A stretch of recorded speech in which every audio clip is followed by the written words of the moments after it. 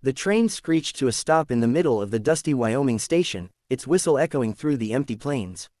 From one of the last cars stepped a woman, her gloved hands clutching a small suitcase, the only thing she had left in the world. Her name was Margaret Ellis, and she had come west with a promise, a husband, a home, and a chance to start over. But when she arrived at the post office to meet the man who had sent for her, a rancher named Henry Porter, his face changed the moment he saw her. "You're not what I expected," he said, his voice sharp, eyes scanning her face like she was a horse he didn't plan to buy. Margaret's heart tightened. "You wrote to me, Mr. Porter. You said you wanted a woman with experience, someone who could handle a household." "I meant experience, not years," he muttered, embarrassed but cold. "You're older than I thought. You must have sent an old picture." Her cheeks burned. "I sent the truth." But truth didn't matter. He gave her a few coins for her trouble and turned away, leaving her standing in the cold, her ticket home already void. That night, Margaret sat on the bench outside the small station. Her hands trembled as she opened the letter she'd received weeks ago, the one that had promised her a future. Now it was just paper, torn at the edges, worthless as the dreams she had believed in. The station master, an old man named Clyde, passed her a cup of coffee. "He sent you back, didn't he?" She nodded. "Don't take it hard," Clyde said softly. "Some men out here think they're buying youth, not a wife." Margaret smiled faintly. "Maybe I was foolish to think I could still be wanted." Before Clyde could answer, the door to the station opened, and a tall man stepped inside. He had dust on his boots and sun on his face, but his eyes, deep and steady, carried something else, loneliness. "Training yet?" he asked. "Left an hour ago," Clyde said. "You missed it, Mr. Turner." The man sighed and tipped his hat. "Figures. Guess I'll wait till morning."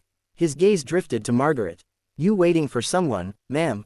She hesitated. "Not anymore." He didn't pry, just nodded politely and took a seat across the room. Hours passed. The wind howled outside, rattling the windows.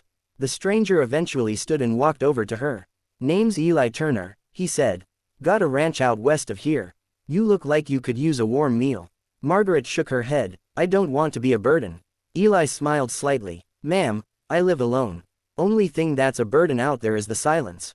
Something in his tone, quiet, genuine, made her heart shift. She followed him out to his wagon, and they rode through the open land under a sky full of stars. The night air bit at her cheeks, but Eli had lent her his coat, rough wool that still held the warmth of his body.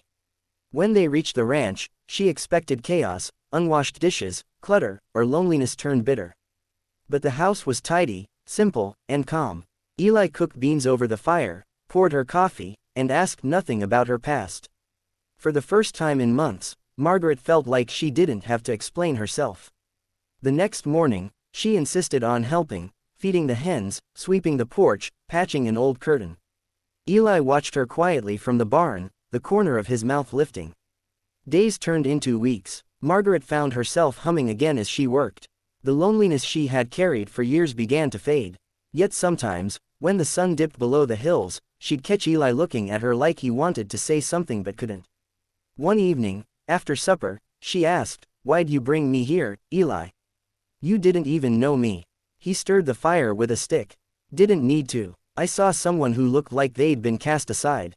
"I know. The feeling." She studied him. "You were married once." He nodded. "A long time ago." She passed. "Since then, it's just been the land and me. Gets mighty quiet out here, Margaret." The silence that followed was gentle. Then he said, "I heard what that man did. The one who sent for you." Her eyes dropped. "He said I was too old." Eli turned toward her, his voice firm but soft. "Then he was a fool. A woman ain't too old to be loved, or wanted, or needed. Not unless she decides she is." Tears welled in her eyes. She looked away, embarrassed. He reached out, his rough hand resting near hers but not touching. "You don't owe anyone youth, Margaret. You just need to be you. And if you'll let me, you could be mine." The words hung in the quiet cabin air, honest and heavy with meaning. Margaret's breath caught. For years, she'd been treated like a ghost of who she used to be, a woman past her best days. But Eli's gaze didn't see age. It saw her. "I don't have much left to offer," she whispered. He smiled. "You already do." In the months that followed, the ranch began to change. Flowers grew along the porch, laughter echoed through the house, and at night, 2 lamps glowed instead of 1. When travelers passed through, they often spoke of the woman at Turner Ranch, the one who'd come on a train with nothing and somehow built everything back again. Margaret would stand by the fence at sunset, the wind teasing her hair, Eli beside her, their hands brushing in quiet companionship. She had once been sent back for being too old. Now, she had been chosen for being exactly who she was. And for the first time in her life, Margaret Ellis didn't feel like someone's second choice. She was home.